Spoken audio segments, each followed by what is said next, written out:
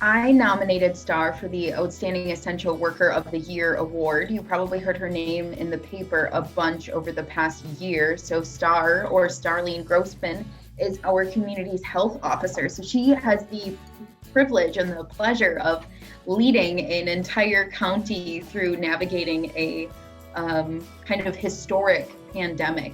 And the reason why I nominated her for this is not only just her exceptional over what's expected work.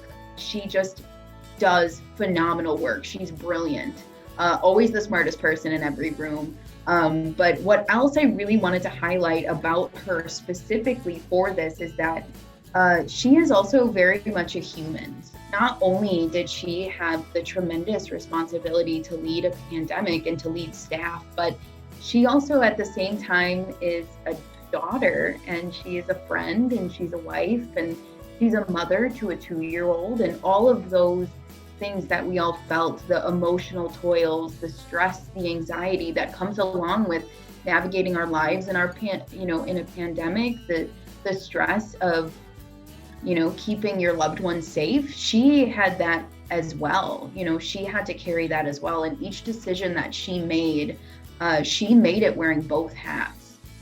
I think one of the absolute coolest things that she was able to do is she's always looking at best practice, and then also what that transition looks like to applicability in her own community. So she was recognizing pretty early on, when we were having just this astronomical amount of contact tracing that needed to be done, and we only have so much staff. We were awarded grants, and we were trying to manage all of those and our staff needs. Right away, she reached out to our state medical officer, Dr. Ryan Westergaard, and said, hey, we're taking a look at this. Would you want to come to Sheboygan County and help us navigate this? And we actually had a satellite team from the CDC deployed to our community. Star was like, hey, we need to do this best in Sheboygan County. I want to look out for my staff. I want to look out for my community. Help us, come here, help us, and figure that out. It's just incredible how she is able to lean on those partnerships and just the humility of, I'm smart, I'm brilliant, but help me learn the answer. One thing that I think also makes her just an absolutely fantastic leader is she can never have enough information. She just lives with this forever hungry curiosity to always invest in her community and want to know more, and to always bring the absolute best here. So I would say, from a personal perspective, this whole experience has been really humbling and really overwhelming. But it's been a really positive experience in a lot of ways as well. It's been a lot of things thrown at me at the same time, and just trying to figure out what is the priority, how can we move things forward, and how can we keep both our community safe, also our staff safe. And so, yeah, just overwhelming, but good. In a lot of ways, I feel like the pandemic really took the things I love about public health and magnified them times a million. So, community-centered approaches, partnerships and collaboration, really focusing on prevention, all of those are the things that's a kind of cornerstone of public health practice. And so we really got to kind of dig into the basics of public health practice and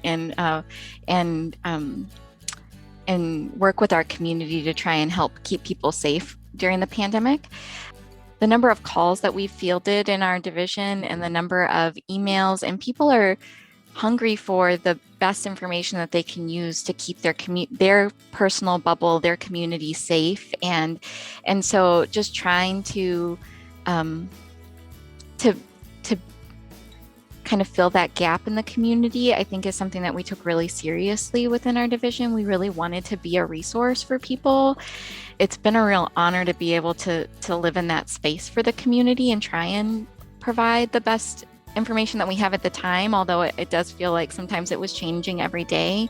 The work came with a lot of long hours, constantly on call, and a lot of just changing circumstances. So trying to make sure that as we scaled up all of our staff, we're trying to make sure that all of our staff know that, oh, we were doing it this way yesterday, but now we're doing it this way today, and make sure that everyone's kind of trained up to know what their new role is and what the new expectations are. So it was a lot of, it was a struggle. The anxiety was real that I felt every day for the last year. We're all human. And on top of trying to lead the response, everyone is trying to figure out where they fit in their own lives with the pandemic. So what does that mean for me personally? And so just trying to figure out exactly where my personal values line up and what I'm going to do day to day with my family. And then also looking at, it's my job to try and share some of these best practice recommendations and to help the community kind of know how to move forward during this like really confusing time. Starr and her team have worked tirelessly to provide the residents of Sheboygan County with the most up-to-date information regarding COVID-19. Throughout the pandemic, she's coordinated with businesses, healthcare providers, schools, and other public health agencies to ensure open communication as we all work together to keep our friends, families, and employees healthy. I am so happy for Starr, and I can think of no one more deserving of this award. I don't even know how I would thank everybody for this last year. It has seriously been one of the most challenging years, certainly of my professional career, but probably like ever in my life. And I am just so thankful for the support and kindness and grace that everyone has shown me. I'm by no means perfect, and it has been just really, like I said, humbling to have so many people kind of rally around me as a leader and cheer me on. A specific thank you for my husband for doing so many dinners and bath nights and bedtime routine all by himself this last year.